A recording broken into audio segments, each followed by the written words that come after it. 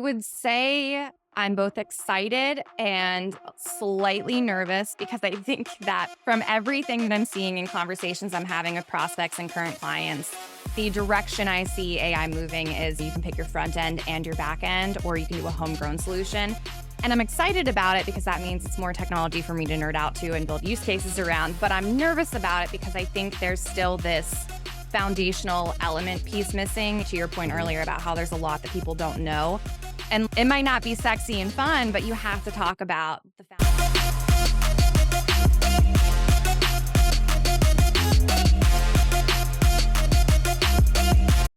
This is sponsored by the GTM AI Academy and AI powered GTM, where we bring you insights, interviews, and all the latest knowledge needed to thrive with go to market and AI. Good morning, good evening, good afternoon, everyone. I am Coach K, and yet again, I'm here with a wonderful guest, which I have been geeking out to talk to for actually weeks now. We've been trying to get together. Ashley Gross, how are you, my dear? Hi, I'm great. Thanks for having me. Oh, I love it, love it. I've actually heard you on a couple different events and podcasts so far. We've connected on LinkedIn. I've been following your stuff, love what you do. And I just was so excited to talk to you because you do similar things to what I do of like actually helping people understand AI. And so I've been really looking for this conversation because now we get to either go deep dive or whatever. And like we talked about before, I don't know where we're gonna go. We're just gonna let the conversation flow and see where we go. Let's do it. Um, but your background is pretty eclectic, but to your own admission, you come from a marketing background, and you're working towards more of this like AI strategist view, which I love. And so you've worked with different organizations, like just on here, you're an instructor for Section, you're a general AI strategist for Retail AI Council, you're a board member for the Chief AI Officer, and then obviously your AI Workforce Alliance, which is yours, is your own team, which is awesome. So I love all of that, but what I love to do, if that's okay, is have you tell me about you that's not the LinkedIn version. Like, what's your journey and how the heck do you get in this whole crazy AI world and all that kind of stuff? Yeah.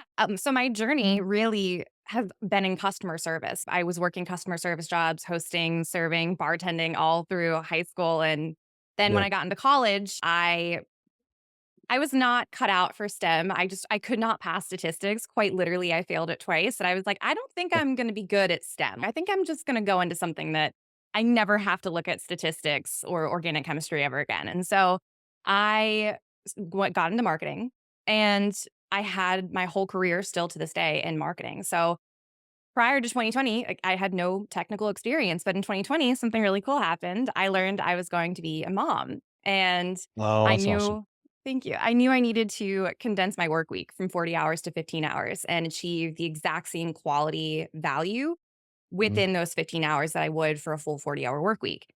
But my main motivation for using generative AI tools, specifically Jasper, to accomplish that was the company that I worked for at the time didn't grant me a maternity leave. And so I knew that I had Wow. to take it upon myself to condense my work week so that I could work and also be a really present mom. So it had nothing to do with me being technical or a Gen AI guru or really wanting to use AI for the sake of using AI. It was I had a problem I needed to solve for the lack of time, and I started experimenting, solving for it with Jasper. And once I built Mhm. that ROI up within a few months and then started to incorporate some other tools and making API calls, fast forward to 2022, I was a power user of Jasper, and I was talking about it incessantly and showing my workflows. Yeah. And the CMO for the enterprise I worked for said, "Do you want to roll Jasper out to the whole marketing org of over 100 marketers?" And I said, yes. And I haven't looked back since. And like I said, I've been a marketer for 10 years. So for me, thinking about how to implement AI specifically in a marketing org, my thought process was start with the problem. Are you low on revenue that quarter? Okay, Mhm. let's go to each marketing lead and ask them for their department, what can you do? What can you produce that would help us solve that problem of more revenue? And they would contribute ideas. And then from those ideas, they would go back and ask their teams, hey, here's how all the ways we can solve for the lack of revenue. Which ones do you hate doing? And that was Yeah. what we based our initial use cases off of. And we saw amazing success. And I've gone on to implement AI into 11 other contracts, all mid market to enterprise. I love it so much. So I know we're going to talk about a lot of different things, but now this Yeah. is sparking all these questions I have now. So I've actually worked with the Jasper team, phenomenal team. They're doing some amazing work, and it's been fun to see the back end a little bit of the prompts that give the outputs that people get. But I'm curious, like I read this interesting article around AI generated content and how it's performing via SEO or just overall people enjoying the content, that kind of stuff. And I know that it's mixed feelings, but it's starting to sway. And this report that I just read came out like a month ago. A year ago, when the first report came out, like it was clunky, but now it's getting like to where the place where people are being, they don't mind the AI content as much, or they don't even notice it 'cause they think AI is getting better. How do you think about generated content from AI versus human? And what do you suggest to teams that are creating this with Jasper or whatever tool they're using? So first and foremost, with Jasper, I would say one, I've been using that tool since 2020. And Yeah. before I decided to purchase, the enterprise plan, I was using every single aspect of that tool to really make sure that I did love it. And I was a powerhouse user with it before making that commitment. And on top of that, like you just said, their team is amazing. I met with Zach and the whole product team, and I was like, show me your product roadmap. Because I'm a marketer. We have insane tech stacks. I am not ruling Right. this out if it's not going to continuously evolve to meet the needs of the marketing Right. org and our clients. And Right. so I would just shout out to them because not only do they have over 100 templates that help you not sound like a robot, but also you can custom your templates. And I just Yeah. actually did a LinkedIn Live with Jasper this week, and I did 25 marketing AI use cases Oh, in that's awesome. 25 minutes. Thank you. That's cool. And where I'm getting with this, and I promise I'll answer your question, is It's okay. I get sick of the generated comments, right? On my LinkedIn all the time, you'll see people that are just spitting something into ChatGPT and putting it on there. And I get nauseated by it. So I totally understand why people are frustrated with it. My advice to people would be if you are using AI to create content, you are missing the point of generative AI and the potential. And what I mean specifically by that is one of the best use cases that I've seen in using Jasper, for example, to create content is I actually will have a 1 hour call with the executives that I'm working for, and I'll record the call and I'll have questions pre-scripted for them, right? And I'll ask them things about what was a hard story you have that you had to overcome, or you were the underdog that came out on top. And how do you look Yeah. at this? So basically, I'll take the company's brand pillars and I'll divvy them up. And I'll put one brand pillar, and then I will map questions out for that executive that have to do with that topic of branding.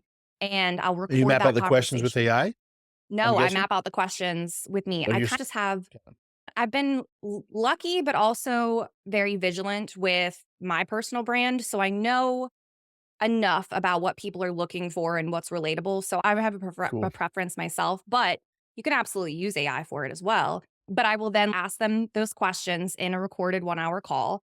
And I will take that transcript and I will feed it into Jasper. And I have a template for taking their life stories, their personal achievements that relate to the brand that they want to be known for, the way that they speak. And I'll add their brand voice and tone in and some communication and PR rules.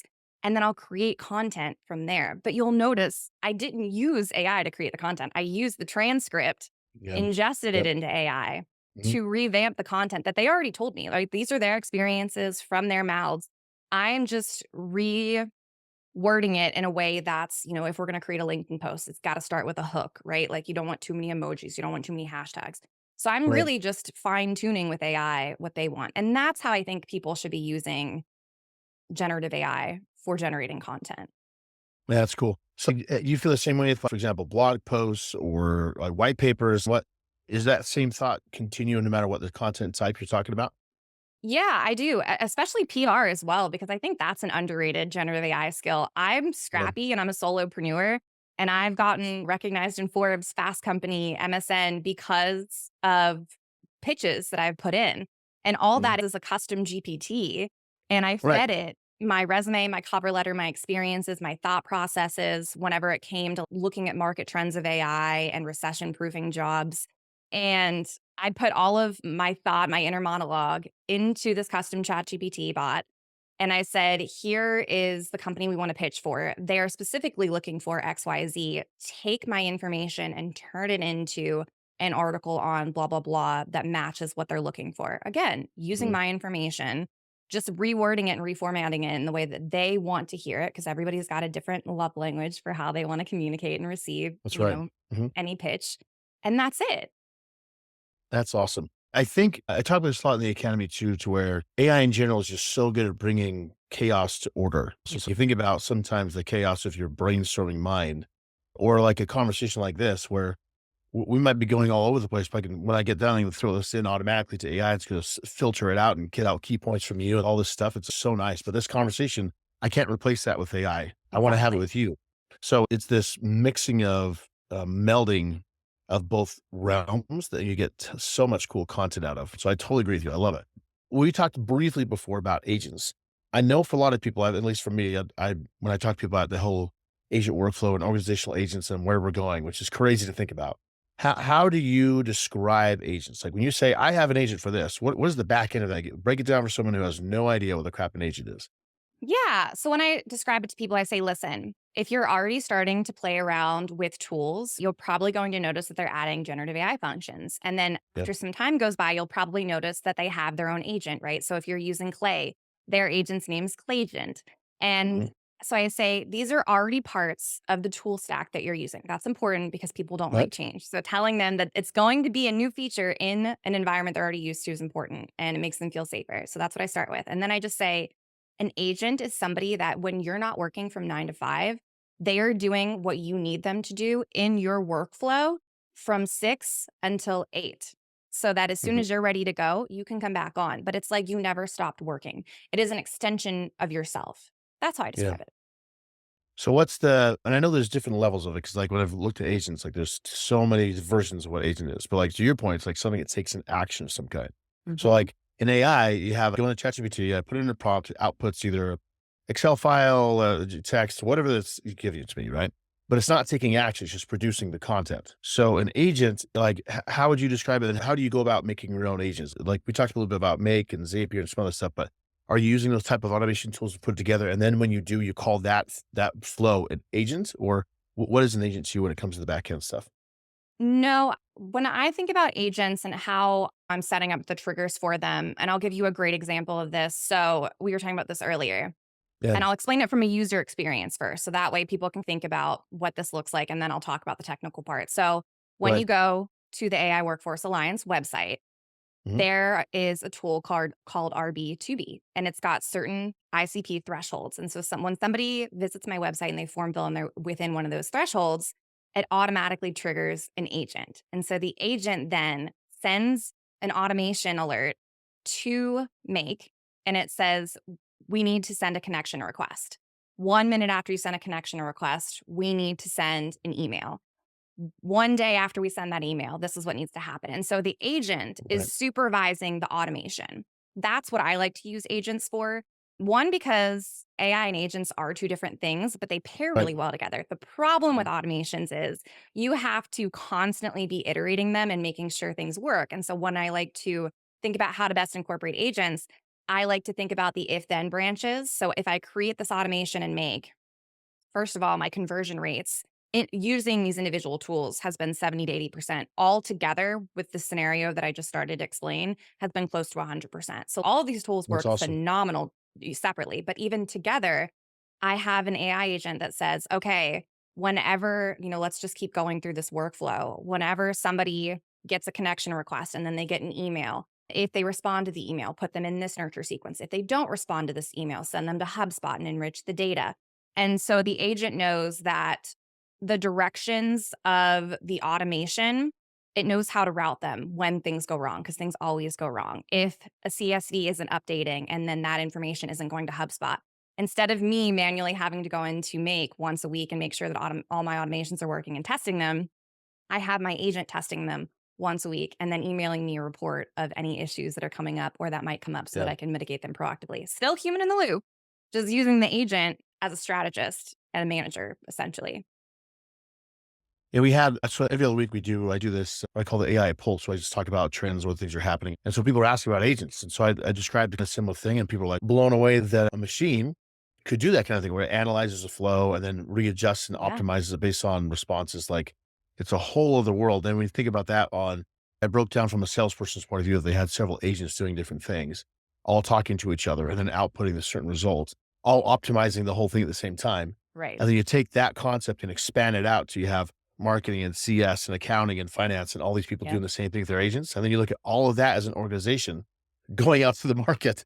And then you have some sort of organizational agent that knows all the other agents and then communicates to other agents what they want to buy or sell. Or it's just, where we're going is mind blowing, but freaking cool. It Which to is. me, the question I have for you with that is it's like, where do you feel like the human is going to sit within those kind of things where agents are handling workflows? It's going to take some adjustment. Like, where do you think humans are going to land?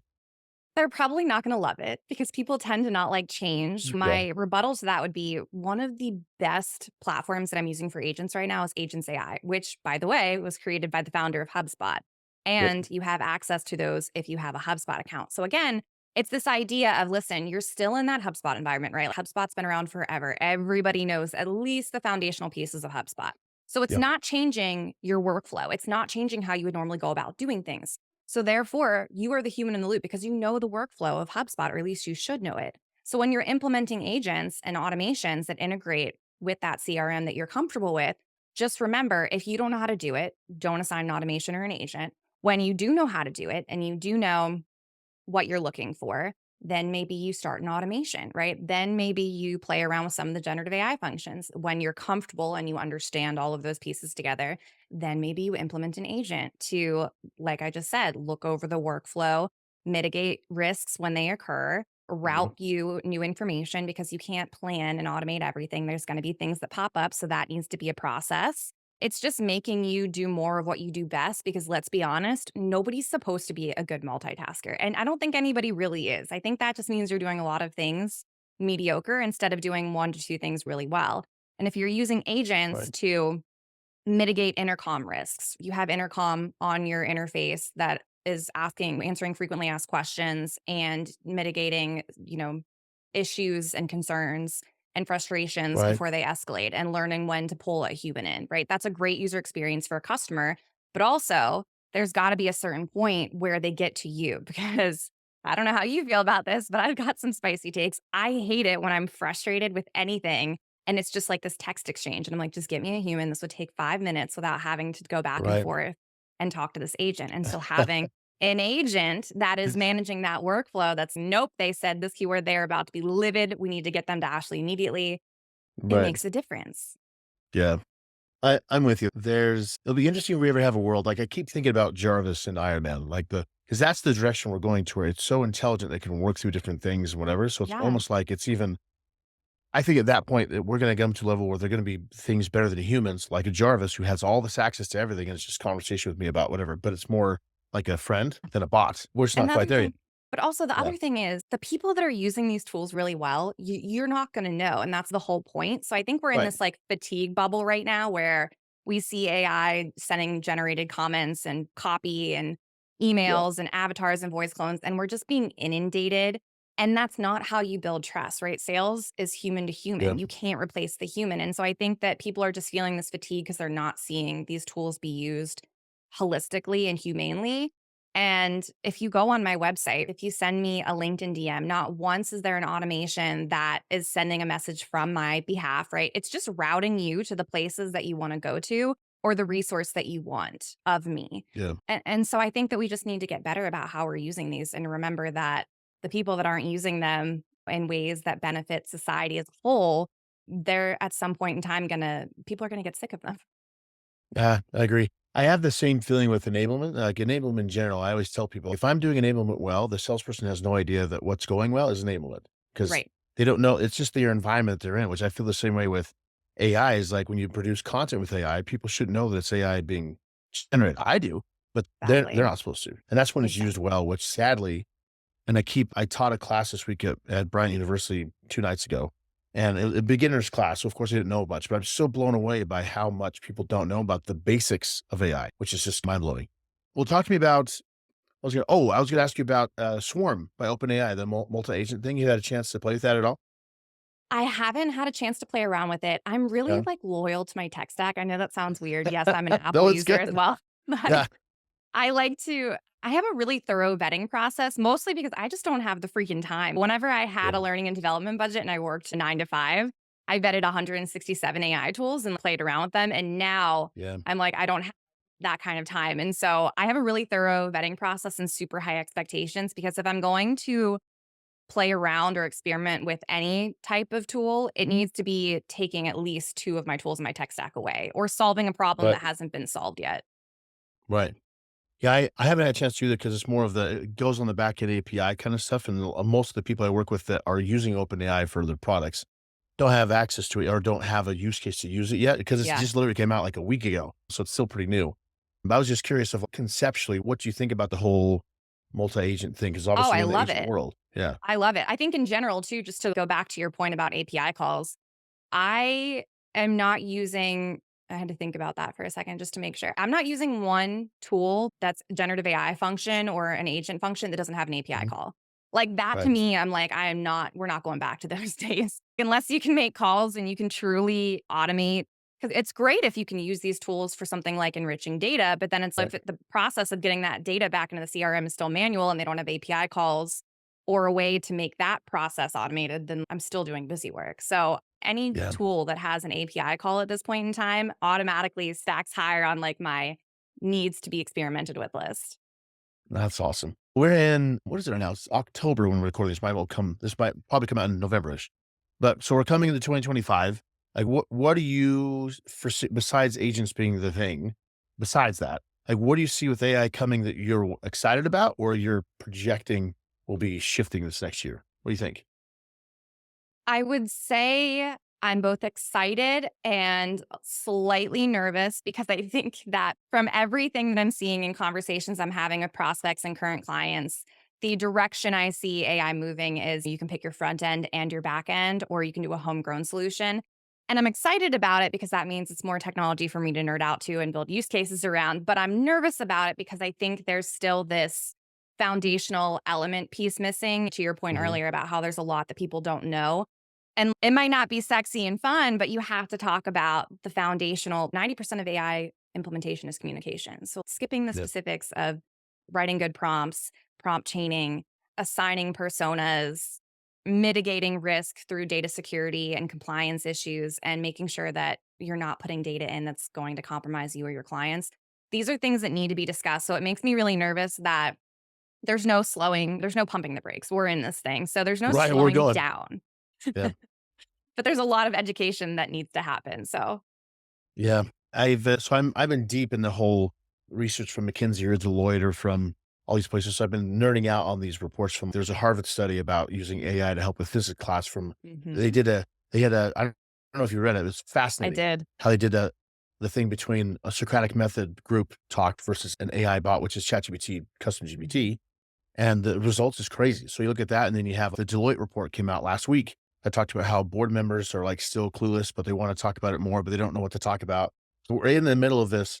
Okay, we're going, but no one knows where we need to go. And then Yes. lastly, the Boston Consulting Group talked about how of the 100% of things that need to change to get AI to go, 90% of that is human change management. It's not the Yes. AI, Yes. which is like mind blowing. So, like, how do you think about all of that when it comes to the human? Like, where do from leaders down to the individual contributors, where do people start? What do they do? So, I would encourage everybody to if you're curious and you are experimenting, don't wait for the market to start creating these job titles because they will come, but you Yeah, shouldn't wait for the market to dictate that. And also, I would say and I'm saying this with a grain of salt because I'm not encouraging everyone to start inputting company data without having a usage policy. I'm just saying don't right, wait for your company to tell you you can and can't do this. Now, don't use company data and don't perhaps use the hardware of your company when you're experimenting with AI, but don't wait because now you're going to be in a more vulnerable position. I think what my story is, and I think why I tend to be more relatable with the non technological audiences is because I came from customer service to 10 years in marketing. So I had nothing right, but that user experience in mind. And I right, genuinely feel like that's why I didn't have hurdles and I did see success. The first time I rolled out Jasper AI to that marketing org was pre chat GPT. So we were just using Jasper. And 3 months after right. implementing it, we overachieved our pipeline, which was 90 million, and we hit 115 million. But it was only That's awesome. because, thank you. It was only because I aligned at the top. I went to the board. I went to the investors. I went to the C suite and I said, what is the Yeah, business problem? Do all of you agree on what that business problem is?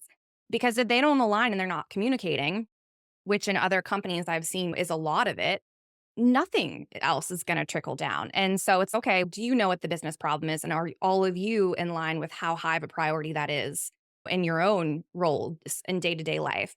Okay, great. So if that's the main business problem, how do we solve it? Go around, talk about how you solved it in the past, apply metrics, resources needed, timelines, right? Build out your pre AI use cases off of Yep. things you know work and you know what you need and what metrics to think about, and then let that trickle down. And if you want to really implement AI and see success, don't just talk about how much of a priority it is, put a learning and development behind it. At least put an AI Slack group behind it where those same C suite leaders and founders are putting in what they're learning and where they're learning it from.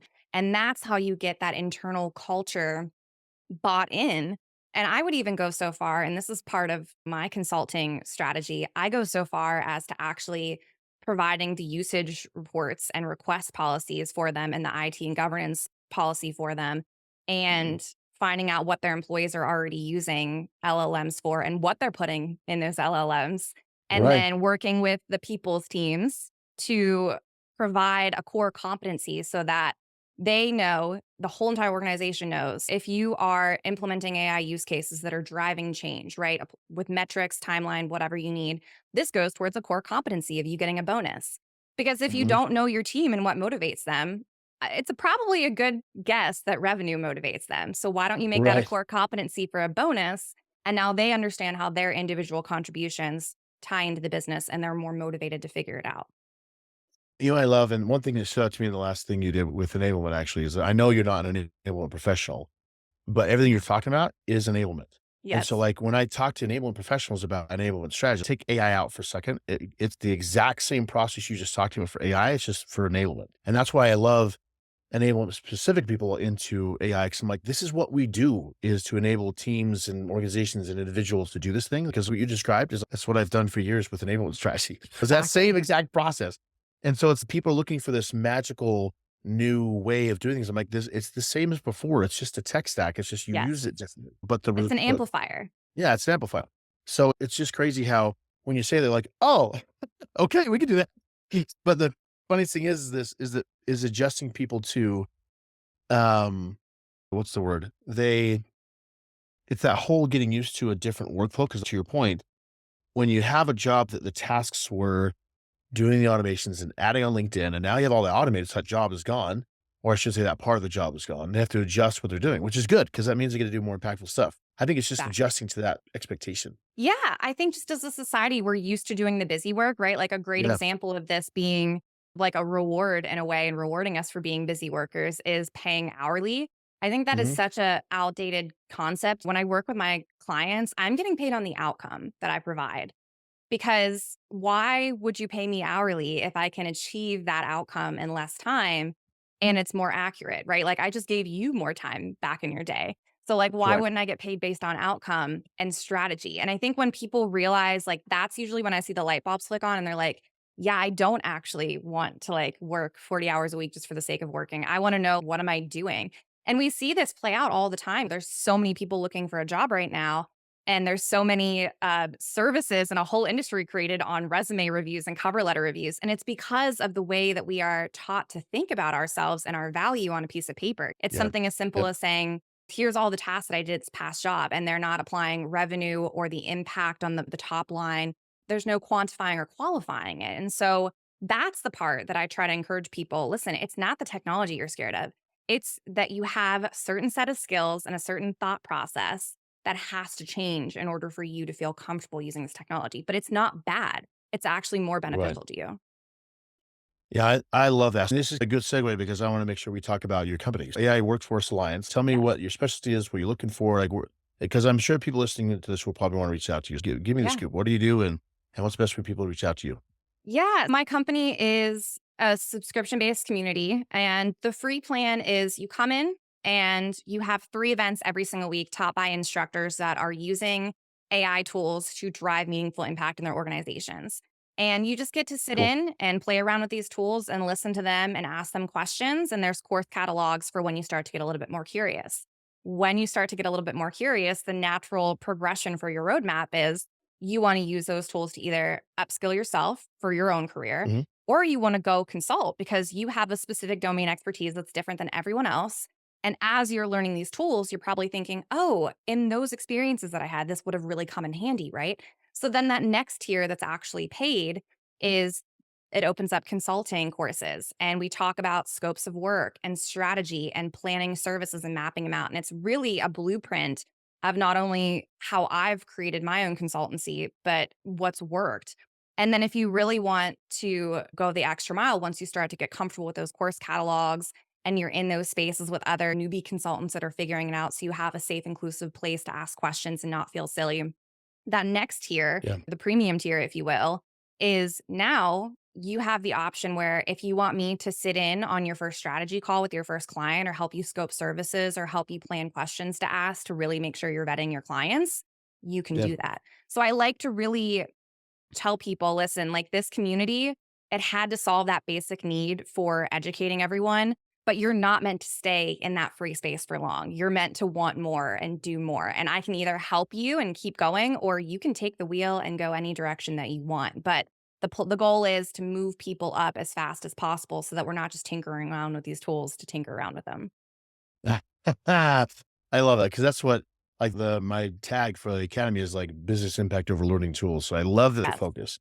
And I know you and I are like our approach is very similar in the same ways, but you're just going a different direction. And I love it. So I actually had another person who does pretty similar things to what I do. I'm like, I don't care. I just want to talk to people I can help promote and get the word out there. And because I Yes. think people like you and me are hopefully be the ones that help shift gears to the next level. Cause otherwise, who else is going to do it? You know? And there's so many Yeah. people that think that they have silly questions. And I always tell Yeah. people, listen, nobody else is has it figured out, right? Nobody is an expert in this space. And you Yeah. not asking questions is only hurting you. And I guarantee you, when you ask the question, 10 other people had that same question. They just didn't want to ask. So I don't Yeah. know when we got into this mindset of, oh God, I'm so behind and I don't have it figured out. We all have a different set of skills. So we're going to absorb this information in different ways. And that's the best part. And if we look at it as that way, and that's like the whole reason why I expanded the community, right? There's no Yep. need for consultants to be competing against each other because everybody's got a specific Yeah. set of skills and a different experience. I'm more about collaborating than competing anyways, because you have Right. strengths that I don't, I have strengths you don't, like, we have different like, all of it. It's just, let's come together and make this better. So your website is aiworkforcealliance.com. I'll make sure I'll Yes. put it in the show notes, and I'll have your LinkedIn. And you also talked about a Maven course, so I don't wanna leave before we talk about your Maven course, so we'll Yes. wrap it up. But yeah, Yes. There's a free lightning lesson. So it's a free 30-minute teaser that you can attend, and that will be linked in the comments. But there is a course that I'm teaching on Maven, and it is called How to Build and Deploy AI Agents for Your Go-to-Market Strategy. And I show nice. you all the ways that I'm creating my agents. I actually show you how to replicate that on your own if you want. I take you through the user experience because I think it's really cool to see like the front end and then the back end. Because again, if it's really good, you shouldn't know that they're there in the first place. And I really think that the main takeaway that I want people to know about this course is none of it's like just a strategy, right? Like I'm not talking at you. I'm literally saying, here is the Theory. Yeah. workflow, Yeah. but here is the workflow and the strategy that I had in mind when I was planning it so that you don't have to, if you don't want your workflow to look like, that's totally fine. Just know here were the things that I was trying to solve for. And that's why I implemented it this way. So just really showing and telling, if you will, because that's what I'm craving more of, just substance in this saturated space right now. Yeah.